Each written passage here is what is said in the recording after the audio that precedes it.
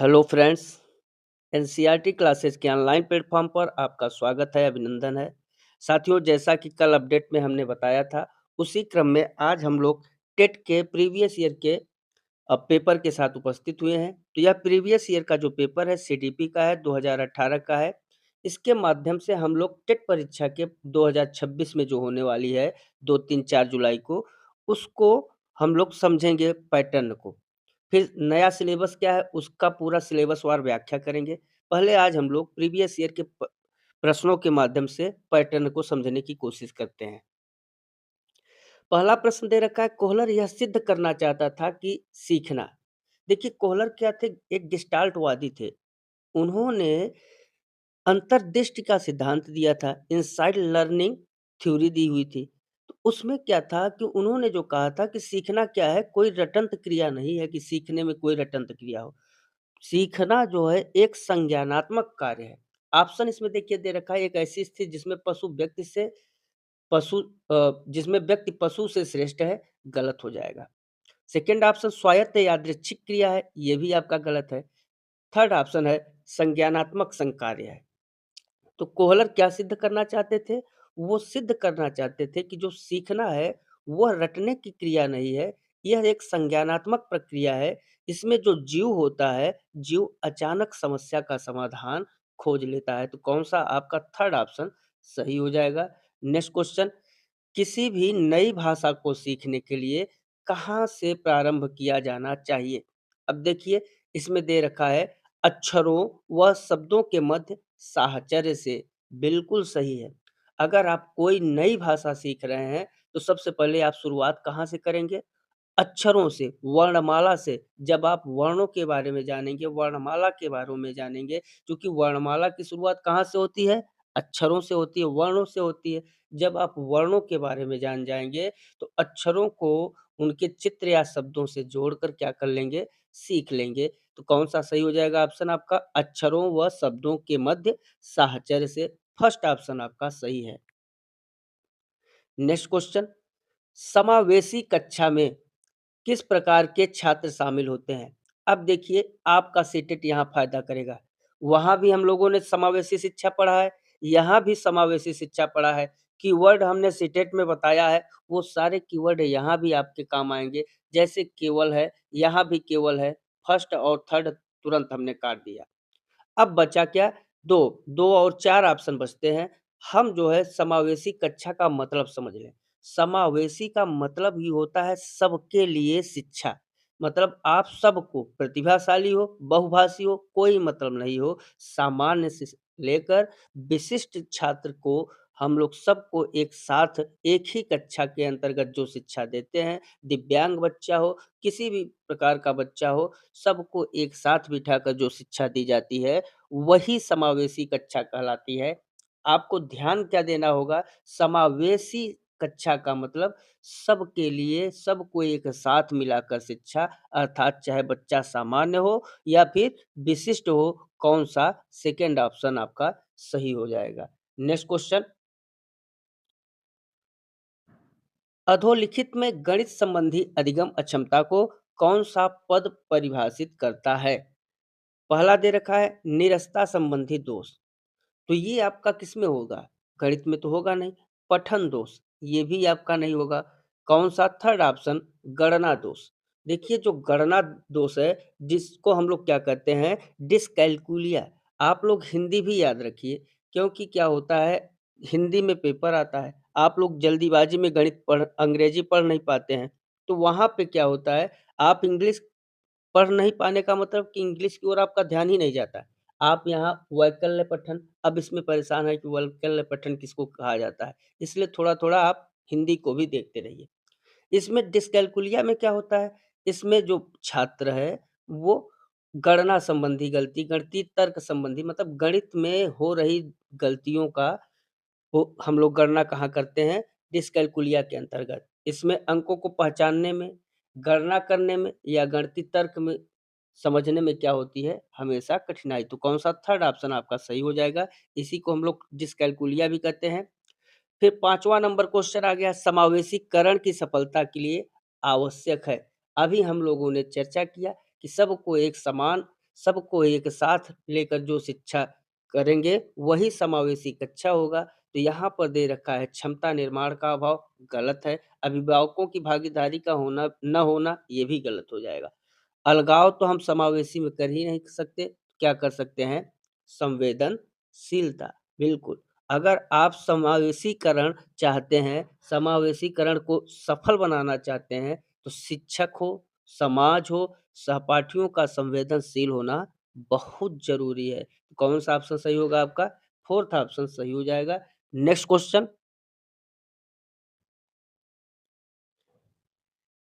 निम्न में से कौन-सा संवेग का तत्व नहीं है? अब यहाँ पर देखिए संवेग का तत्व नहीं है पूछ रहा है। तो आप जानते हैं कि संवेद के अंतर्गत क्या आता है? व्यवहार आपका आता है, दैहिक भी आता है, संज्ञानात्मक भी आता है, क्या नहीं आता? संवेदी नहीं आता, इसलिए यही आपका उत्तर हो जाएगा। संवेग जो होता है, इमोशन, इमोशन के 3 ही मुख्य रूप से पहलू हैं, या तो व्यवहारात्मक होगा, चेहरे के हाव-भाव से आप पकड़ लेंगे, दैहिक का मतलब होता है शारीरिक परिवर्तन से, जैसे धड़कन बढ़ना, इससे आप पकड़ेंगे।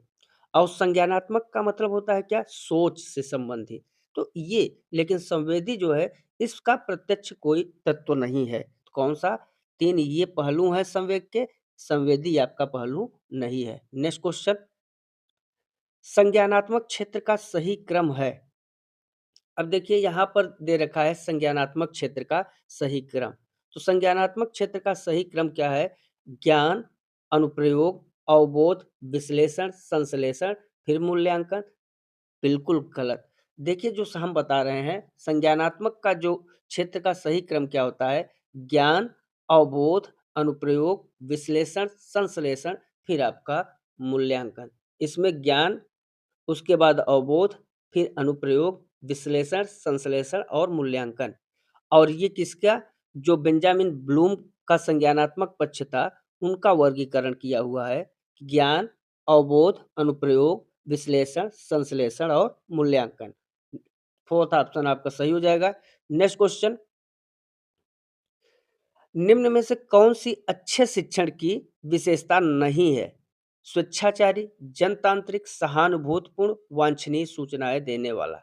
देखिए, ये तीनों तो हैं, लेकिन ये जो स्वेच्छाचारी है, स्वेच्छाचारी नहीं है, इसलिए जो उत्तर होगा आपका स्वेच्छाचारी हो जाएगा। आप जो है शिक्षण को लोकतांत्रिक सहानुभूतिपूर्ण तरीके से कर सकते हैं, लेकिन स्वेच्छाचारी शिक्षण में शिक्षक को तानाशाही कराता है, इसलिए स्वेच्छाचारी नहीं होना चाहिए। कौन-सा? फर्स्ट ऑप्शन आपका सही हो जाएगा, चूँकि यहाँ पर नहीं पूछा है। नेक्स्ट क्वेश्चन, अभिप्रेरणा का प्रत्याशा सिद्धांत किसके द्वारा दिया गया है? विक्टर ब्रूम के द्वारा दिया गया है अभिप्रेरणा का प्रत्याशा सिद्धांत। कौन-सा? फर्स्ट ऑप्शन आपका सही होगा। नेक्स्ट क्वेश्चन, अग्रिम व्यवस्थापक प्रतिमान किस परिवार से संबंधित हैं?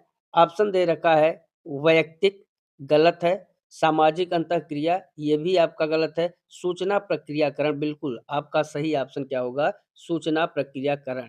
जो आशुबेल थे उनके द्वारा विकसित किया गया था ये, और इसमें जो है अग्रिम व्यवस्थापक प्रतिमान क्या है? ये सूचना प्रक्रियाकरण परिवार से संबंधित होता है। तो कौन-सा? थर्ड ऑप्शन आपका सही हो जाएगा। इसका मतलब क्या होता है कि जो नई जानकारी को पहले से मौजूद ज्ञान के साथ जोड़ने में मदद होती है। मतलब बच्चे के पास जो पूर्व ज्ञान है, उसको नए ज्ञान के साथ जोड़ने में मदद होती है। किसके माध्यम से? सूचना प्रक्रियाकरण के माध्यम से। नेक्स्ट क्वेश्चन, कौशलों के स्थानांतरण के लिए कौन-सा उपयोगी है? इसमें ऑप्शन दे रखा है, कौशल अंतरण एक गति है न कि उद्देश्य। तो बिल्कुल सही बात है। कौन-सा? आपका यहाँ से फर्स्ट ऑप्शन ही सही हो जाएगा। रेखीय अपक्रम, शाखीय अपक्रम और तैयारी अर्जन, ये सब के सब आपके गलत हो जाएँगे। कौन-सा सही? कौशल अंतरण एक गति है, न कि उद्देश्य है। चूँकि जो कौशल है वो क्या है? एक सीखने का, कौशल सीखना का जो उद्देश्य है क्या है? एक सतत प्रक्रिया है। यह एक स्तर से दूसरे स्तर तक क्या करती है? बढ़ने के लिए गति है, और इस गति को हम लोग क्या करते हैं? अपने शिक्षण में सहायक मानते हैं। अगर हम इसे किसी लक्ष्य को मानकर कार्य करेंगे, तो यह इसको हम लोग सीमित नहीं कर सकते हैं। तो इतना ध्यान रखिए, जो कौशलों का स्थानांतरण होता है, वह एक कौशल अंतरण एक गति के रूप में होता है, न कि लक्ष्य साध कर उसको पूरा करने के लिए कोई उद्देश्य नहीं है। फर्स्ट ऑप्शन आपका सही होगा। नेक्स्ट क्वेश्चन, निम्न में से कौन-सा शिक्षण का सूत्र नहीं है? अब देखिए, यहाँ पर नहीं है पूछा गया है। शिक्षण का सूत्र पूछ रहा है, तो सरल से कठिन की ओर है, अनिश्चित से निश्चित की ओर भी शिक्षण का सूत्र है, दृश्य से अदृश्य की ओर भी शिक्षण का सूत्र है। निगमन से आगमन की ओर ये आपका सूत्र नहीं है, बल्कि आगमन से निगमन की ओर है। इंडक्टिव टू डिडक्टिव है, न कि डिडक्टिव टू इंडक्टिव। तो कौन-सा आपका गलत हो जाएगा क्या? फोर्थ ऑप्शन आपका गलत हो जाएगा। नेक्स्ट नेक्स्ट क्वेश्चन आपका क्या कह रहा है? समझ में आया? आगमन से निगमन है, न कि निगमन से आगमन। नेक्स्ट क्वेश्चन आपका कह रहा है सूक्ष्म शिक्षण। सूक्ष्म शिक्षण चक्र का प्रथम पद होता है पद। देखिए, जो सूक्ष्म शिक्षण का चक्र है, उसमें पहला पद आपका क्या होता है? योजना बनाना। सबसे पहले हम लोग क्या करते हैं? सबसे पहले सूक्ष्म शिक्षण की शुरुआत में हमेशा योजना बनाते हैं। उसके बाद जैसे ही योजना हमारा बन जाएगा, फिर योजना शिक्षण के बाद प्रतिपुष्टि, फिर योजना। ऐसे ही हम लोग कार्य करते हैं। तो कौन-सा आपका थर्ड ऑप्शन सही हो जाएगा।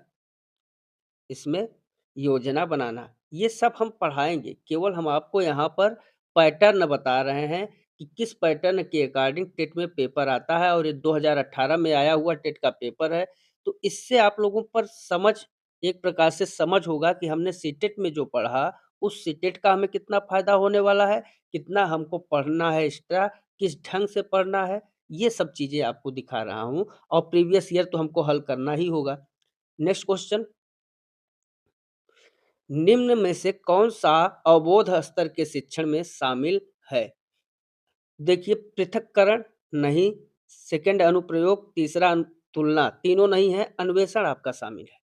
अवबोध स्तर के शिक्षण में छात्र को क्या होता है, छात्र जो सब्जेक्ट होते हैं उनको गहराई से समझने के लिए अन्वेषण करता है। इसलिए आपका फोर्थ ऑप्शन क्या होगा? सही हो जाएगा। ये किसके मॉडल का हिस्सा है? मॉरिसन के मॉडल का हिस्सा है, तो आप इतना ये भी जानते रहिए। नेक्स्ट क्वेश्चन, शैक्षिक सुधारों में प्रभावी विकेंद्रीकरण तभी संभव होगा जब खंड व संकुल संदर्भ केंद्रों की भागीदारी बढ़े। बिल्कुल सही है।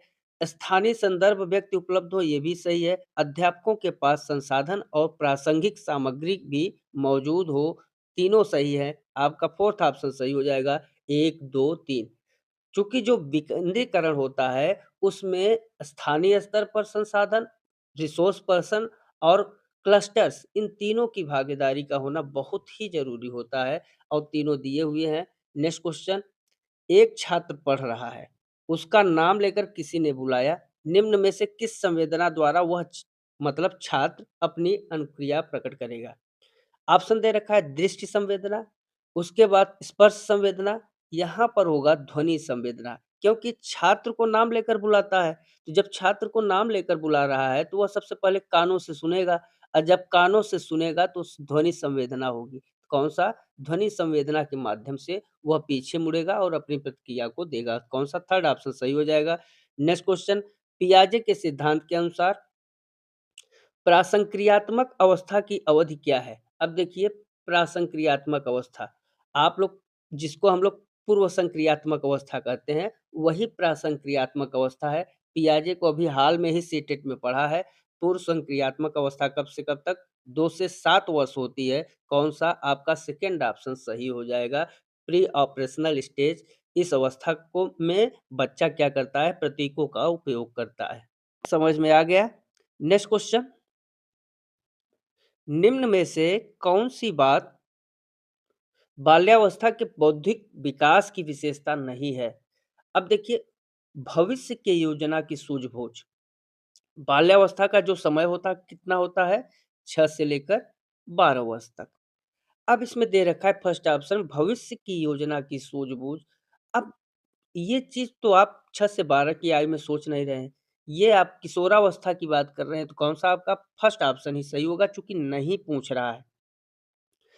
भविष्य के योजना की जो सूझबूझ है, ये तर्क पर आधारित है। और तर्क शक्ति विज्ञानों में रुचि तब बढ़ती है जब बच्चा जो है अपने उम्र को बाल्यावस्था से हटकर किशोरावस्था में प्रवेश करता है। यह किशोरावस्था का लक्षण है, इसलिए आपका फर्स्ट ऑप्शन सही हो जाएगा। नेक्स्ट क्वेश्चन,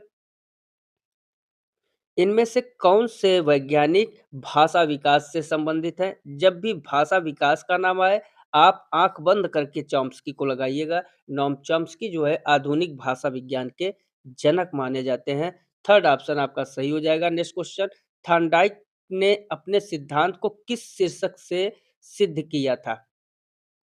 ऑप्शन दे रखा है संज्ञानात्मक अधिगम, दूसरा दे रखा है अधिगम के प्रयास एवं भूल। बिल्कुल, जो थॉर्नडाइक थे, उन्होंने अधिगम के प्रयास एवं भूल शीर्षक से सिद्ध किया था अपने सिद्धांत को, तो सेकंड ऑप्शन आपका सही हो जाएगा। ट्रायल एंड एरर मेथड भी हम लोग इसको कहते हैं। तो कौन-सा आपका सेकंड ऑप्शन सही हो जाएगा। थॉर्नडाइक जो है बिल्लियों पर प्रयोग किए थे, इसको भी आपको देखना है। इसमें उन्होंने यह सिद्ध किया था कि जो जीव है बार-बार प्रयास करने और गलतियाँ सुधारने से सीखता है। तो कौन-सा सेकंड ऑप्शन आपका सही हो जाएगा। नेक्स्ट क्वेश्चन, गिरोह अवस्था किस आयु वर्ग एवं विलंब विकास से संबंधित है? गिरोह अवस्था हम लोग किसको कहते हैं? गिरोह अवस्था कहा जाता, जो गिरोह की अवस्था है वो कहा जाता है 8 से 10 पीयर ग्रुप, मतलब गिरोह का मतलब क्या होता है? Peer group. तो ये जो गिरोह की अवस्था होती है 8 से 10 वर्ष के बच्चों को कहा जाता है और यह सामाजिकरण से संबंधित है। कौन-सा सही हो जाएगा आपका? थर्ड ऑप्शन आपका सही हो जाएगा। नेक्स्ट क्वेश्चन, पियाजे के अनुसार संज्ञानात्मक विकास की तृतीय अवस्था निम्न में से कौन-सी है? तो पहली अवस्था है संवेदनात्मक गामक अवस्था, अर्थात ये वाली अवस्था, इसको हम लोग पहली अवस्था कहते हैं। दूसरी अवस्था है पूर्व संक्रियात्मक अवस्था, तीसरी अवस्था मूर्त संक्रियात्मक के नाम से जानते हैं और चौथी आपकी औपचारिक संक्रियात्मक अवस्था के नाम से जानते हैं। तो तृतीय अवस्था मूर्त संक्रियात्मक अवस्था है। इसका उम्र होता है 7 से 11 वर्ष। इसमें जो बच्चा होता है ठोस वस्तुओं के आधार पर तार्किक चिंतन शुरू कर देता है। तो थर्ड ऑप्शन आपका सही हो जाएगा। कौन-सा? मूर्त संक्रियात्मक अवस्था। नेक्स्ट क्वेश्चन, निम्न में से अधिगम में योगदान देने वाले मनोवैज्ञानिक कारकों में कौन-सा शामिल नहीं है? अब देखिए यहाँ पर अधिगम की इच्छा बिल्कुल यह शामिल है, प्रेरणा भी शामिल है, रुचि भी शामिल है। अगर नहीं शामिल है तो विषय वस्तु का स्वरूप, अर्थात कौन-सा? आपका फोर्थ ऑप्शन सही हो जाएगा, विषय वस्तु का स्वरूप, चूँकि नहीं पूछा है। नेक्स्ट क्वेश्चन, निम्न में से सामाजिक मूल्य कौन-सा है? पहला देख रखा है ऑप्शन सहायता परक व्यवहार और ये सामाजिक मूल्य के अंतर्गत आता है, इसलिए फर्स्ट ऑप्शन आपका सही हो जाएगा। चूँकि जो दूसरे की मदद करना ये सामाजिक मूल्य है और यहाँ सहायता परक व्यवहार दूसरे की मदद करने से ही है। नेक्स्ट कह रहा है पश्च अन्वेषण तथा साधन साक्ष्य विश्लेषण निम्न में से किसके उदाहरण हैं?